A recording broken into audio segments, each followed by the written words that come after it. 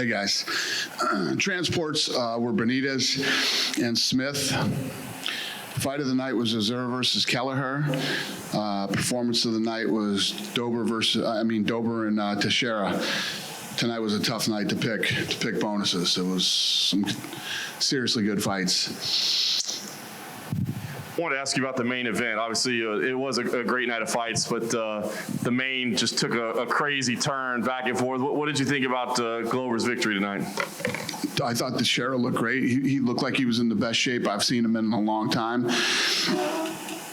Physically and obviously, you know, he kept going and going and going for 5 rounds. I was shocked that he came out for the 5th. I didn't think he would come out for the 5th. I thought his corner would have stopped it.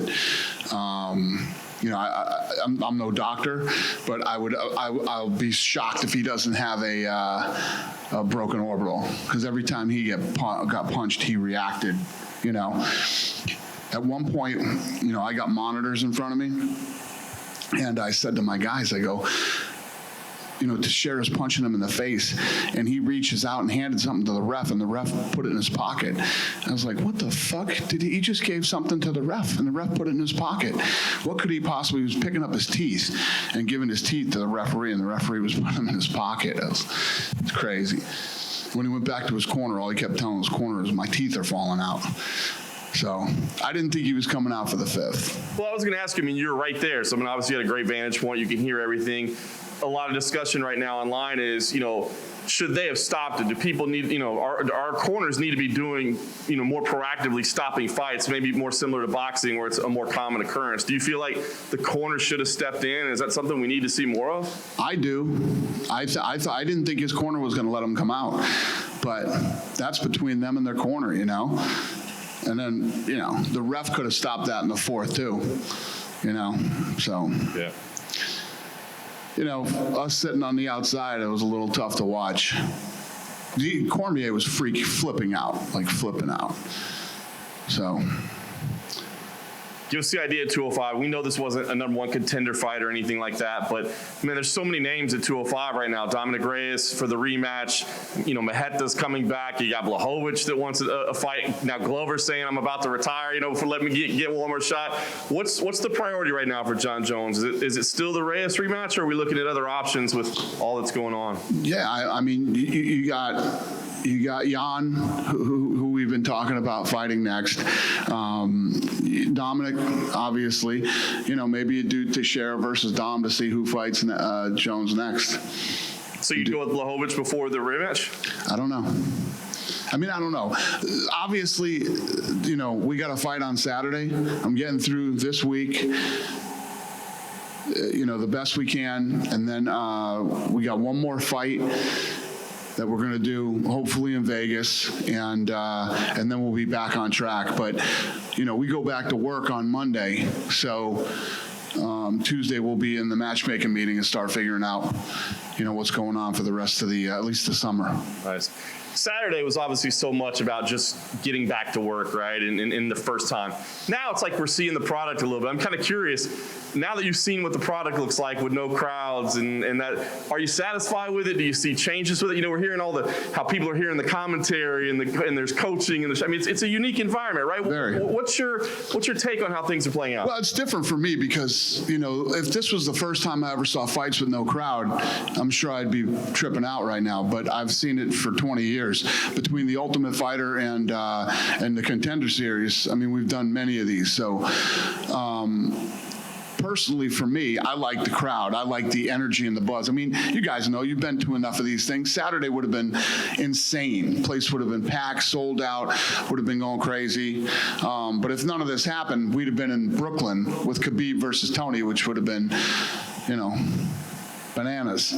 So this is it, man. This is the way it's going to be for a while. I don't see this changing anytime soon.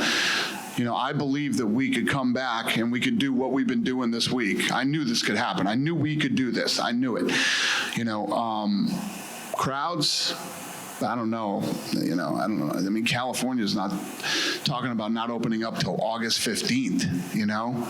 I mean, if that's true, and they keep saying this, and then they keep pushing back every time they say it, it's like they give people that light at the end of the tunnel, and then as they get closer, they go, yeah, no, we're gonna go further.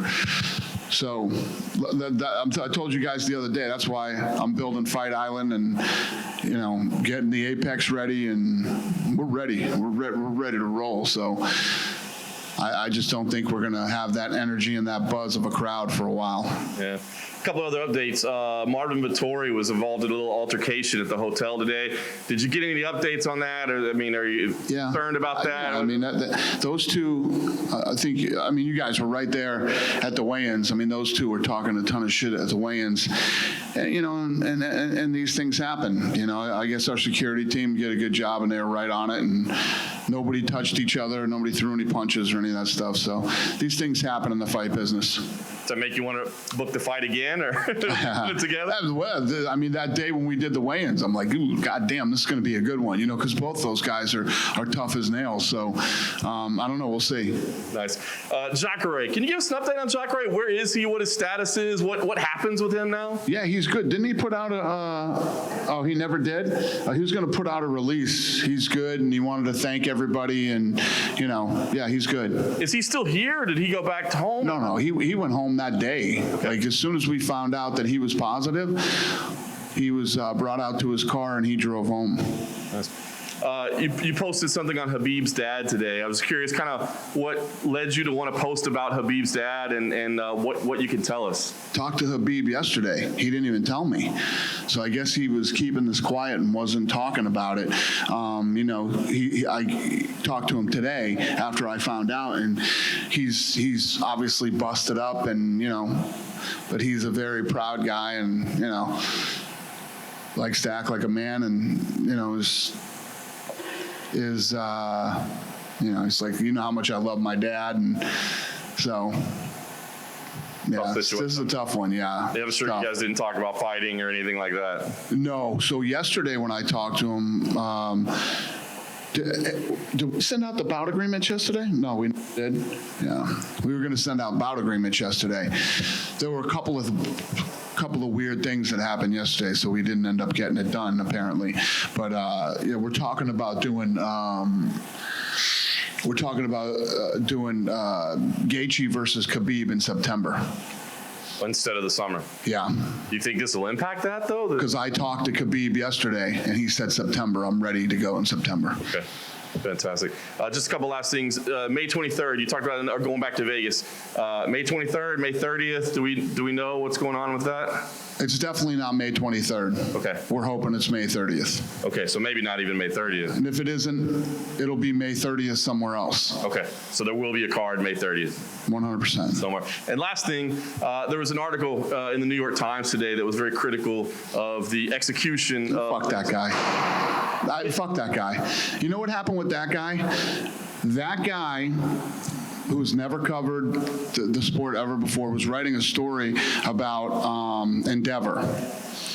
And then the UFC was one of the Endeavor, And what do you think happened when this guy who, in this paper, covered the UFC when they'd never covered it before? What do you think happened? The fucking story was huge. They did killer traffic. Now they're writing stories 3 a week, and they're posting live results. I don't give a shit what that guy thinks, what he has to say, or what he writes. Good for him. He's pulling good traffic. Do you not worry about the... I don't give a fuck. Fair enough. Don't give a fuck. Cool. Dana right here. You described Saturday night, UFC 249 as a home run. How would you describe tonight, Wednesday night? Yeah. Think about this, guys. A lot of criticism coming into this week, right? The fact that we wanted to go and this dickhead from the New York Times who found out that MMA is popular.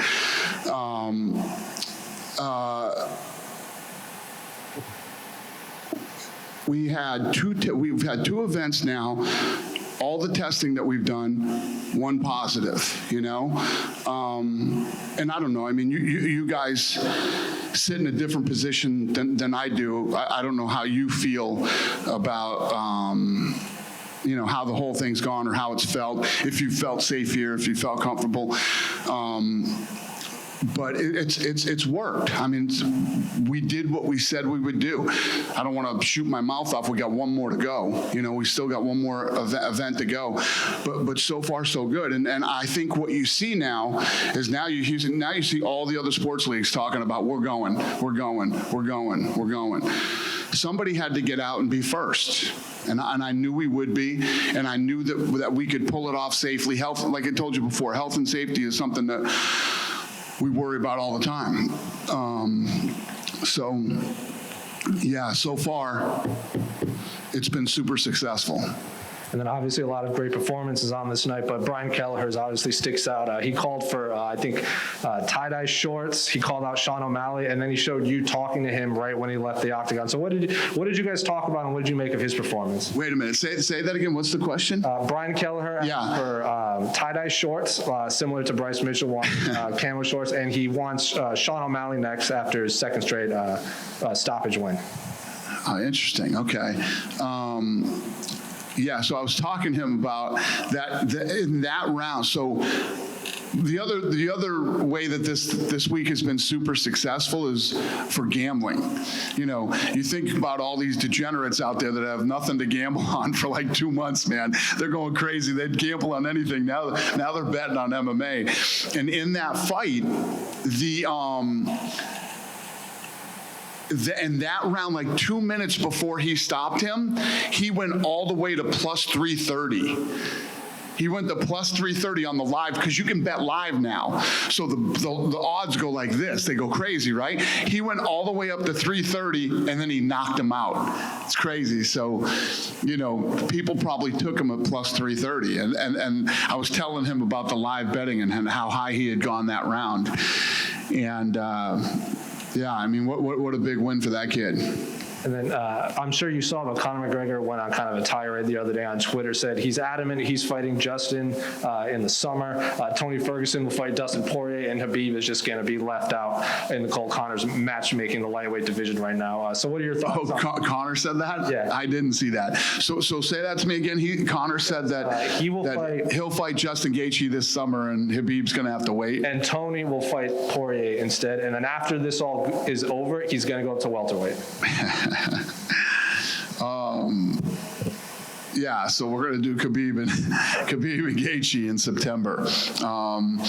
Tony Ferguson, I'd like to see take some time off after that fight on Saturday. So I don't know. We'll see what happens this summer with Conor. And like I said, Tuesday I'll be back in the office doing matchmaking. And then one final one I have to ask. Steven Espinoza announced that Showtime and Bellator are going to try and do cross-promotion, like possible fight like boxer versus MMA, or even possibly boxing and MMA on the same night. What are your thoughts on that? Good for them. Listen, it's not my thing. It's not, I've always had this feeling. It's like, if you go to a concert, it's like when you try to mix music with the things, you're in the mindset to go to a concert, and you want to, you're in a different mindset for a concert than you are with a fight. It's like a boxing match. Like when I go to a boxing match, there's a fight that I'm obviously really interested in, so I go to a boxing match or I go to an MMA event. Me personally, I don't think it works, but you know what I think about him personally. But good luck to him. Dana, going back to tonight, when you don't have a crowd, I know you're used to it, but do you find it hard when you watch a fight like the main event to not shout out like, oh, come on, stop the fight, because you could have direct influence on the referee? There's been times that I've done that, and I was like beating on the side of the thing, screaming, stop this fight, and stuff like that. I feel like tonight, I felt like the ref was going to jump in there and do the right thing and stop the fight. Could have been done in the fourth round. Definitely shouldn't have answered the bell for the fifth round.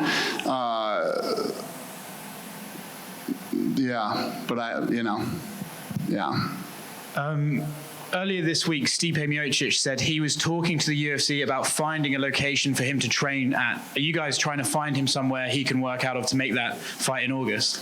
Yeah, we can figure that out. Shit, I came here this week and found a place to work out. I'm sure we can find him a place to work out. Very good. The Athletic reported earlier that Top Rank are going to hold their first show in a couple of months in Vegas on June 9th. If there's one thing you've learned out of this entire experience that you could give advice to, not that you want to give Bob Arum advice, but if you could, what is one thing you've learned from this that you think other sports should know going into restarting? You know what a huge Bob Arum fan I am too. You guys are bringing up all the assholes tonight on purpose so that I will say horrible things about them. If Bob Arum wanted the plan that we put together to pull off this event, we would absolutely give it to them, you know. If he wants to use the Apex, I'd tell him to go fuck himself. But we'll give him the 30-page plan. It's very generous of you. But if he's talking about June 9th, that would imply that even if it's not May 30th, Vegas is coming up for one of you at least very shortly. I'm sorry, say that again? So he says Vegas in June 9th. So even if you guys can't go on May 30th, if both of you are saying May 30th, June, it seems like we're getting close to being back in Vegas. Yeah, I think they're talking about casinos opening June 1st, some of them. Not hotels, just the casinos. I don't really know, but I'm confident that we'll go May 30th. And if we don't end up going in Vegas, we'll go somewhere else. Last one from me. Is there an update on Kamaru Usman and Jorge Masvidal and when you can see those guys fight? Tuesday we'll get back in the office, and normally when we come to an event like this, I already know what I would have just left the office, from a Tuesday meeting, so we would know this. All of our energy and everything is focused on this week. We're not even thinking about other fights. We're just trying to pull these off with, the best that we can. Like I said in the last press conference, for this event, we wanted to be better than Saturday, and Saturday we want to be better than we were on Wednesday. So that's really what we're focused on. Thanks. To be fair, I didn't bring up De La Hoya. Thank you. Yeah. Dana. What would be the point, though? Dana, Gabriel Benitez's leg, is there an update on how that is? He was one of the guys that was transported. He obviously needs stitches, and actually, no. What did you guys tell me? He needs like some. He needs something. Posted a rather gruesome picture of the gash. You can kind of see the bone. Did you? Yeah. No, that was a nasty cut, and what an incredibly tough dude to keep kicking and fighting with that gash on his shin, man. Incredible. These guys are so tough. So, yeah, I don't know what the update is, but I know they're doing. They told me something is being, and it's a little bit more than stitches. Surgery? I don't think it's surgery. Maybe they have to graft some skin. I don't know. Typical, isn't that like what happened to Rockhold? Yeah, right? It's almost the same thing that happened to Rockhold.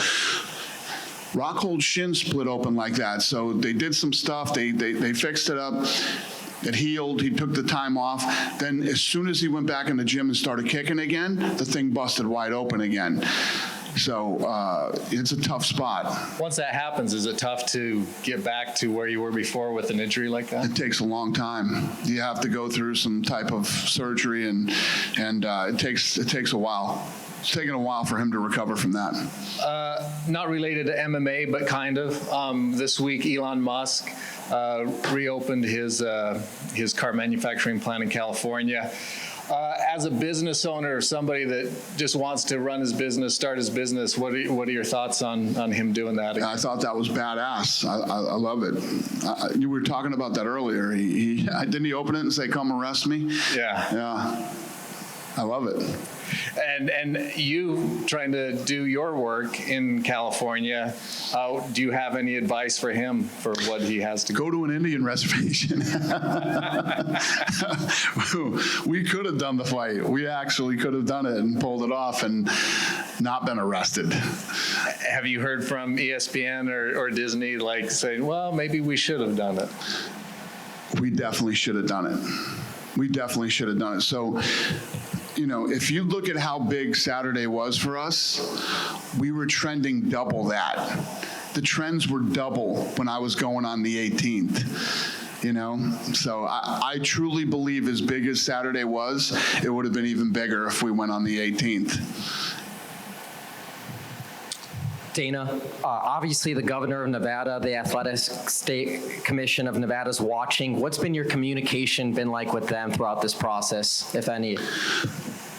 I mean, the whole time that we've been here, you know, Hunter's been on the phone with them, communicating with them, obviously letting them know everything that's going on here, and they're watching. They know what's up.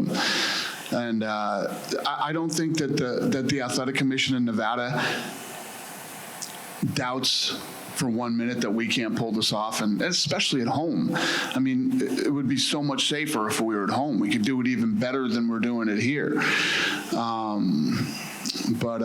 Yeah, they know. They've worked with us for a very long time. Everybody's pressing you for the location of Fight Island. When do you think it will be appropriate to leak that information for where that location exactly is? When do you think some of the infrastructure will be done for this? 3 weeks? 2 or 3 weeks. And lastly, everybody's being tested for COVID-19. Before the broadcast starts, the guys get together on the team, and then after they get together, when do you think an appropriate time will be for them to not sit separated and all of them will be together for a normal broadcast? We could do it now. I mean, we could do it now. You know, that's optics. You know, everybody's so freaked out. I mean, I didn't read the article from that guy, but people were telling me, oh, he's not wearing a mask, or this one's not doing this, or whatever. Everybody hears, I've been tested twice, and that's just the COVID-19 test, doesn't include the antibody test. Everybody here has been tested, and everybody was negative, you know? So it's not like we're just hanging around a bunch of people that I wonder if he does, I wonder if he doesn't. You know, I think that the whole separating them thing is just, you're being double safe, you know? They were tested, now they're separated, and obviously for the people watching, you know, they're all not sitting together. And I think, you know, when you talk about the optics, it's about showing up. Young people watch this, they're like, oh, young people watch this and they're like, oh, these guys are all sitting together, they're not social distancing. You know what I'm saying? It's a lot of that stuff. Dana, over here, you said you wanted tonight to be better than Saturday and Saturday to be better than tonight. Right. What are your criteria on it being better? Well, if you think about last Saturday, it's the first time we ever did it. So my staff has done 1 million of these, right? Saturday was our first one, the way that we're doing it this way. So now when the fighters arrive, they know exactly what they're going to do. You know, when the fighters come down for the weight, they know where to put them. They know what to do, you know, and they know the lay of the land here a little bit. They know the hotel better. They know the arena better. It's just, you're going to get better every time you do it. One more for me. I was wondering, did you see the parody that Kevin James did with the social distancing police? I was wondering if you saw. No, I didn't see it. Oh, okay. All right. No. I'll check it out, though. It's funny. Ask me again on Saturday. Okay. Good? Thanks a lot, you guys. I appreciate it.